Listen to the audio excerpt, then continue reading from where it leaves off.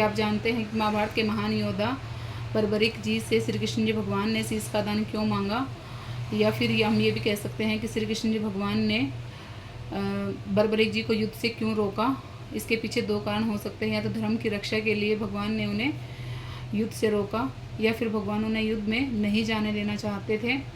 आज की वीडियो में हम बात करेंगे कि बर्बरिक जी ने शीश का दान क्यों दिया, या फिर बर्बरिक जी से खाटू श्याम जी बनने की कथा क्या है। बर्बरिक जी पहले बर्बरिक जी थे, अब खाटू श्याम जी के नाम से पूजे जाने लगे।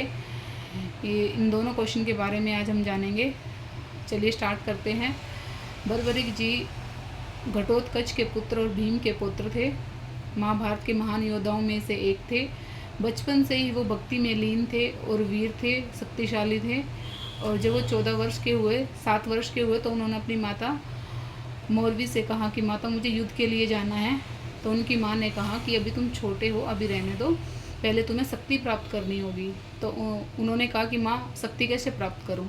तो उनकी माँ ने कहा कि तुम्हें ना माता की तपस्या करनी पड़ेगी, तो उसके बाद ना फिर तुम्हें शक्ति प्राप्त होगी। तो उन्होंने मतलब शेरावाली माता की काफ़ी साल तक तपस्या की। तो माता ने खुश होकर उन्हें 3 बाण दिए, और जो 3 बाण बर्बरिक जी को प्राप्त हुए उन्हीं के नाम से, मतलब बर्बरिक जी 3 बाणधारी के नाम से जाना जाता है, या फिर बर्बरिक जी को एक शक्तिशाली धनुर्धारी माना जाता है।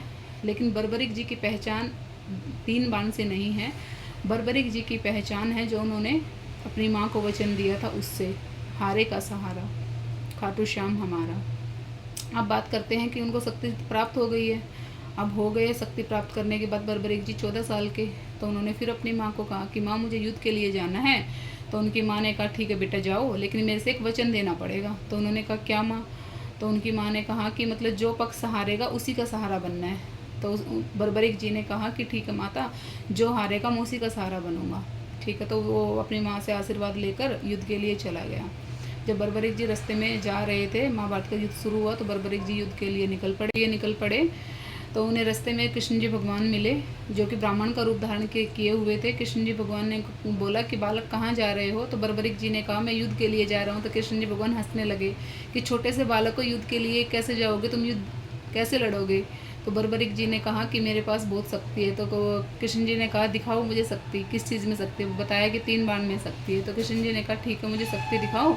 ये पीपल का पेड़ खड़ा है, इसमें ना एक बाण से इसके सारे पत्ते गिरने चाहिए। तो बर्बरिक जी ने कहा कि ठीक है। तो बर्बरिक जी ने अपना 3 बाण चलाया और सारे पत्ते गिर गए। कृष्ण जी भगवान ने क्या किया, एक पत्ता अपने पैर के नीचे दबा लिया कि ये देखने के लिए कि पता चलेगा नहीं। वो तीर जो था ना वो कृष्ण जी के पैरों के चारों तरफ ही घूमने लगा। तो कृष्ण जी भगवान समझ गए कि ये तो बहुत शक्तिशाली बालक है, और मतलब जहाँ भी जाएगा ना तो ये मतलब कुछ ना कुछ करेगा।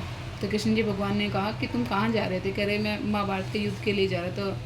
तो बोला कि वहाँ जाके तुम क्या करोगे? तो बोला कि जो पक्ष हारेगा ना, बर्बरिक जी बोले कि जो पक्ष हारेगा ना उसी का सहारा बनूंगा। भगवान ने सोचा कि फिर तो युद्ध में ना संतुलन नहीं रहेगा, युद्ध कभी ख़त्म ही नहीं होगा। कौरव हार रहे तो कौरवों के साइड हो जाएगा, अगर पांडव हारेंगे तो पांडव की साइड हो जाएगा, तो ऐसे तो कोई भी नहीं जीत पाएगा।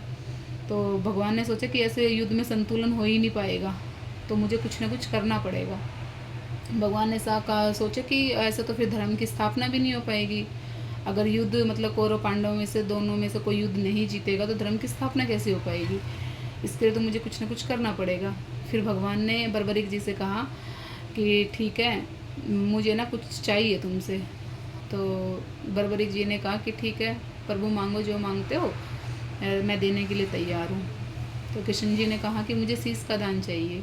फिर बर्बरिक जी ने कहा कि आप ना साधारण ब्राह्मण तो हो नहीं जो इतना बड़ा दान मांग रहे हो, पहले मुझे अपना असली रूप दिखाओ। तो कृष्ण जी भगवान ने उन्हें अपना विराट रूप दिखाया। कृष्ण जी भगवान ने विराट रूप दिखाया तो फिर वो भगवान के चरणों में गिर गया। बोला भगवान जी ठीक है, जो आप चाहते हो मैं आपको दूंगा। फिर भगवान उन्होंने बर्बरिक जी ने कृष्ण के बोलने पर 1 मिनट तक नहीं सोचा कि मुझे क्या करना है, तभी के तभी अपना शीश का दान भगवान के चरणों में रख दिया। उसके बाद बर्बरिक जी ने शीश का दान दे दिया भगवान जी को। शीश का दान देने के बाद बस बर्बरिक जी ने शीश का दान देने से पहले एक शर्त रखी थी कि मैं शीश का दान तो दे दूंगा, लेकिन जो मेरा शीश होगा ना वो पूरा युद्ध जरूर देखेगा। मतलब मेरे शीश को ना महाभारत की युद्ध भूमि में ज़रूर लेकर जाना, मतलब मेरी इच्छा है कि मैं युद्ध देखूँ। तो श्री कृष्ण जी भगवान ने कहा कि ठीक है। तो उसके बाद ये शीश का दान देने के बाद माताएं आई अमृत लेकर, उस जो शीश था ना उसको अमृत पिलाया गया। अमृत इसलिए पिलाया गया कि जो शीश था ना वो अब तक भी जिंदा है। बाबा का शीश जो पूजता है, मतलब उसको अगर आप फील करते हो तो ऐसा लगता है कि अभी बोलेंगे बाबा। हालांकि वो शीश है, लेकिन अगर फीलिंग ऐसी आती है अंदर से कि अभी बात करेंगे हमसे, तो उसको अमृत पिलाया गया। और अमृत पीने से वो शीश मतलब जिंदा रहा, और उनको ना महाभारत की रणभूमि में बिल्कुल ऊपर चोटी पर रख दिया गया। तो उसमें क्या था कि बाबा ने पूरी महाभारत देखी, ठीक है। ऐसे मतलब शीश का दान मांगा था, और ऐसे बर्बरीक जी ने शीश का दान दिया। और हारे का सहारा जो कहा जाता है, वो अपनी माँ से वचन देकर आए थे कि माता जो हारेगा मैं उनका सहारा बनूंगा, ठीक है। अब हम बात करते हैं कि जो बर्बरीक जी हैं, वो बर्बरीक जी से खाटू श्याम जी के नाम से कैसे पूजे जाने लगे, कैसे माने जाने लगे। जब यहाँ तक शीश का दान तो दे दिया, तो कृष्ण जी भगवान ने बर्बरीक जी की भक्ति देखी, और उनका त्याग देखा, उनका बलिदान देखा, उनका दान देखा। उन सब से प्रसन्न होकर कृष्ण जी भगवान ने उन्हें कहा कि ठीक है, मतलब मैं तुम्हें एक वरदान देता हूँ। तो कृष्ण जी भगवान ने बर्बरीक जी को वरदान दिया कि तुम कलयुग में मेरे नाम से जाने जाओगे, जो कि श्याम नाम, आप सभी को पता है कि श्याम नाम राधा जी को बहुत प्रिय था। कृष्ण जी भगवान ने अपना सबसे प्रिय नाम भी खाटू श्याम जी को दे दिया, बाबा को दे दिया, बर्बरीक जी को दे दिया, जो आज श्याम नाम से जाने जाते हैं। खाटू श्याम, जय श्री श्याम, है ना। उनके हर नाम के पीछे श्याम लगता है। और उसके बाद तभी से बर्बरीक जी को पूरे संसार में खाटू श्याम बाबा के नाम से पूजा जाने लगा।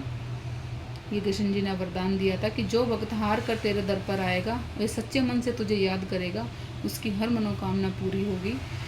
ये भी भगवान ने उनको वचन दिया। इसी कथा के चलते ही मतलब बर्बरीक जी को खाटू श्याम जी के नाम से जाने जाने लगा। अब मैं आपको एक अपनी मतलब पर्सनल जो मेरा अटैचमेंट है, मतलब पर्सनल जो मैं सोचती हूँ, वो एक बात शेयर करना चाहती हूँ। क्या है कि जैसे मैं भजन सुनती हूँ, तो मतलब भजन सुनना ही नहीं होता, जैसे कुछ भजन तो ऐसे होता है जिसमें मतलब कि मन को तो शांति मिलती ही है, बट ऐसा लगता है अंदर से कि जैसे हम बाबा से बिल्कुल मिल गए हैं। कई बार तो मतलब मैं भजन सुनते सुनते रोने भी लग जाती हूँ, मतलब भावुक भी हो जाती हूँ इतना ज़्यादा कि ऐसा लगता है कि बस बाबा ही सब कुछ है, झूठी दुनियादारी है, दुनियादारी में कुछ नहीं है।